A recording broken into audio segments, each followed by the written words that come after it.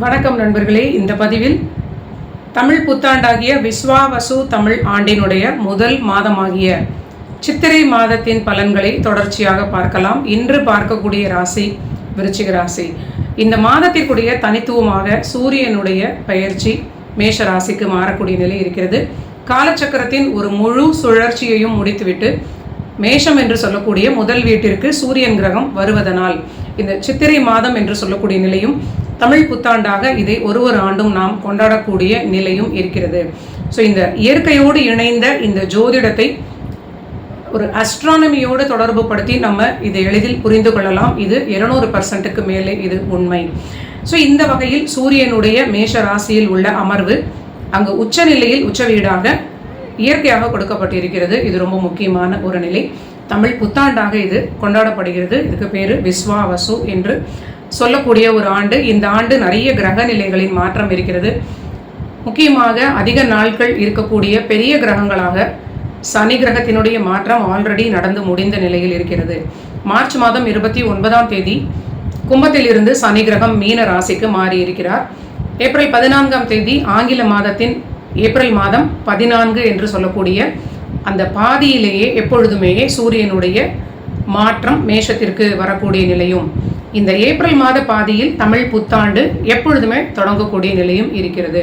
So ஆங்கிலேயர்களுடைய இந்த ஆங்கில ஆண்டுகளுக்கு முன்னாடியே ரொம்ப பழமையாக நமக்கு கோள்களின் அடிப்படையில் கிரக நிலைகளின் அடிப்படையில் சித்திரை தான் தமிழ் புத்தாண்டு என்று சொல்லக்கூடிய நிலையில் ஒரு எவிடென்ஷியலாக காலச்சக்கரத்தின் முதல் வீட்டிற்கு சூரியன் வருவதையும் ராஜகிரகமாக அது அங்கே உச்சமடைவதையும் அந்த மேஷம் 1ஆம் வீடாக காலச்சக்கரத்திற்கு கொடுக்கப்பட்டிருப்பதையும் ரொம்ப எளிதில் இதுதான் புத்தாண்டாக நமக்கு கொடுக்கப்பட்டிருப்பதை ஒரு காரணத்தோடு விளங்கி கொள்ள முடிகிறது. ஸோ இப்பொழுது நம்ம விருச்சிக ராசிக்குடைய பலன்களுக்குள்ளே வரலாம்.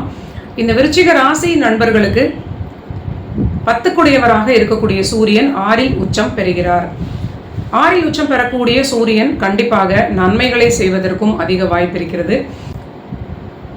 10க்குடைய ஒரு மிகப்பெரிய திக்பலத்தோடு இயல்பான நிலையில் கொடுக்கப்பட்ட இந்த சூரியன் கிரகம் 10ஆம் வீட்டிற்கு பாக்கிய வீடு என்று சொல்லக்கூடிய மேஷத்தில் உச்ச நிலையில் இருப்பது கண்டிப்பாக இந்த காலகட்டத்தில் அரசாங்கம் சம்பந்தமான ஒரு பணிக்கான காத்திருக்கக்கூடிய நபர்களுக்கு, நண்பர்களுக்கு, மாணவ மாணவிகளுக்கு இது சாதகமாக அமையக்கூடிய நல்ல நிலையாக இருக்கும்.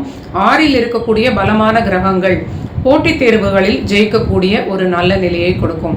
அதுவும் இவங்களுக்கு இது திக்பலத்தோடு உள்ள ஒரு கிரகம் தன் வீட்டிற்கு சாதகமான ஒரு பாக்கிய வீட்டில் அதே பாதக வீடாக இருக்கும். நான் எப்பொழுதும் சொல்லிக்கொண்டே வருகிறேன். ஆனால் இந்த பாதக வேலை செய்யாத அளவிற்கு செவ்வாய் நீச்ச நிலையில் இருப்பது இவர்களுக்கு இந்த தொழில் ரீதியிலான விஷயங்களுக்கு, போட்டித் தேர்வுகளுக்கு ஒரு சாதகமான நிலை அப்படின்னே சொல்லலாம். ஸோ முதல் பாயிண்டாக வரக்கூடிய சூரியனால் மிகப்பெரிய நன்மை. ஆனால் 7ஆம் வீடு என்று சொல்லக்கூடிய வீட்டிற்கு சற்று விரயங்கள் அதிகமாக இருப்பது வாழ்க்கை துணையுடைய வருமான ரீதியிலான விஷயங்களுக்கு சில பண விரயங்களாக இருக்கலாம். அவர்களுக்கும் உங்களுக்கும் விருச்சிகம் ஆகிய நண்பர்களுக்கும் இருக்கக்கூடிய திருமண பந்தத்தில் இருக்கக்கூடிய ரிலேஷன்ஷிப்பில் சில கவனமான விஷயங்களை நீங்கள் நோட் பண்ண வேண்டும். சில அனுசரிப்பு அதிகப்படுத்தி கொள்ள வேண்டிய காலகட்டம் அப்படின்னு சொல்லலாம். மேலும் விருச்சிகத்திற்கு இந்த மாத பலன்களில் முக்கியமாக நம்ம பார்க்க வேண்டியது அதிகமான கிரக இணைவுகளாக மீன ராசியில் இருப்பது. சுக்கிரன், புதன், ராகு அங்கு இருந்த நிலையில் புதிதாக இந்த வருட தொடக்கத்திற்கு சற்று முன்னர் சனி கிரகம் பெயர்ச்சி அடைந்து திருக்கணித அடிப்படையில் அந்த மீன ராசியில் இணைந்திருக்கிறார். ஸோ இது ஒரு அதிகமான ஆளுமையை விருச்சிகத்திற்கு கொடுப்பது எதனால் அப்படின்னு பார்த்தீங்கன்னா 5 என்று சொல்லக்கூடிய புத்திஸ்தானத்தில் இணைந்த இந்த கிரக நிலைகள்.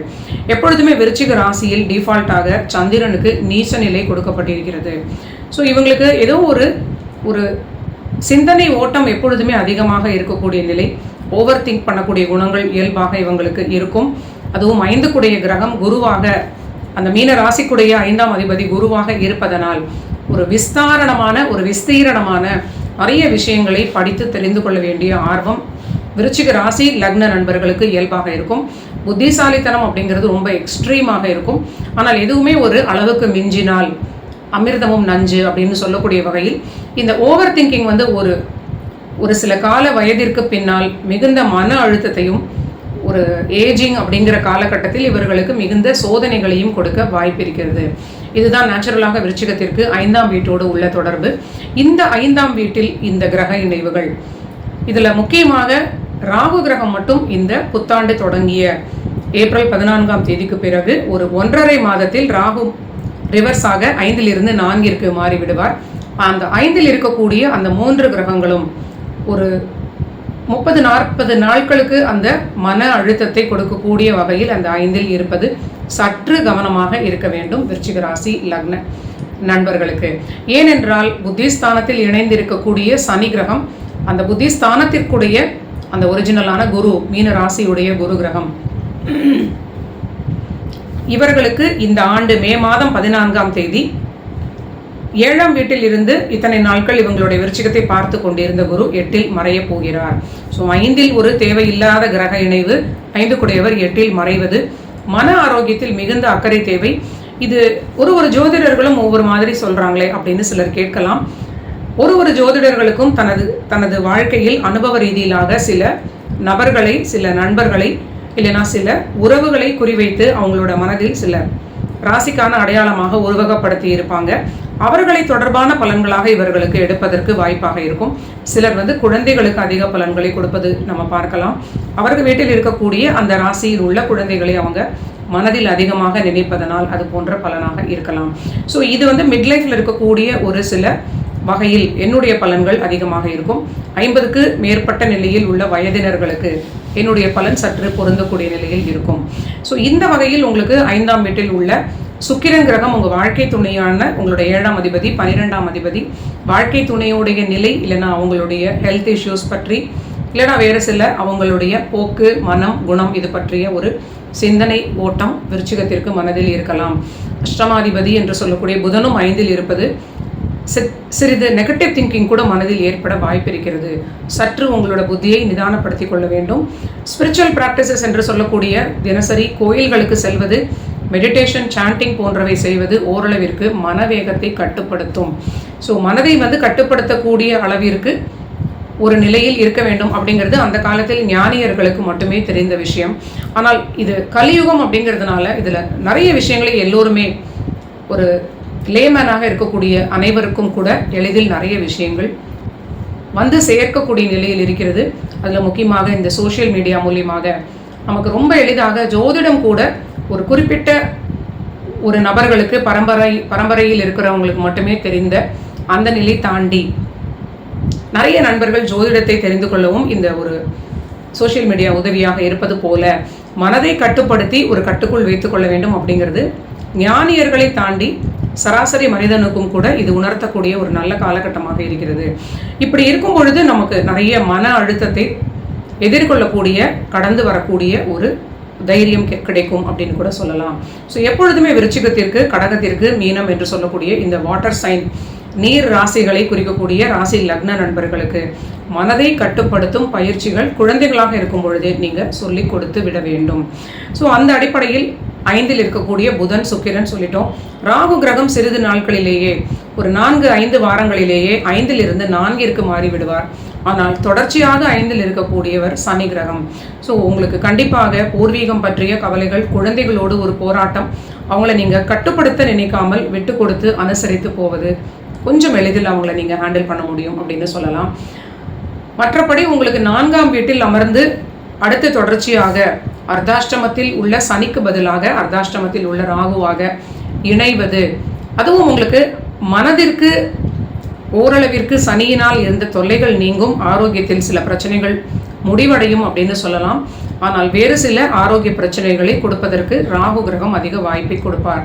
ஸோ எப்பொழுதுமே விருச்சிகம் இந்த காலகட்டத்தில் இந்த கிரக இணைவுகளில் அவரவர்களுடைய வயதிற்கு ஏற்றாற் போல, அவங்களுடைய உடல் நிலைக்கு ஏற்றாற் போல மருத்துவத்திற்கு தொடர்ச்சியான முக்கியத்துவம் கொடுக்க வேண்டும்.